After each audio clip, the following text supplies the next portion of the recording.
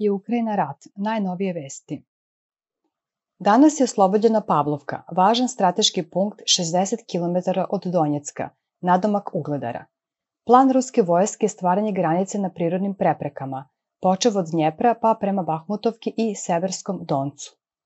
Ruska vojska naredila je povlačenje iz Hersona, iako je prethodno uspešno odbacila sve napade ukrajinske vojske i nanela je ogromne gubitke. Da li je u pitanju neki tajni dogovor između Amerikanaca i Rusa? Oružane snage Ukrajine nastavljaju granatiranje Antonovskog mosta. Dopisnice Razdovke javljaju da su oružane snage Ukrajine 6 puta pogodile Antonovski most. Ruska vojska udara sa leve obale na oružane snage Ukrajine u Hersonskoj oblasti. Eksplozija ima i u oblasti Hersona i Kahovke.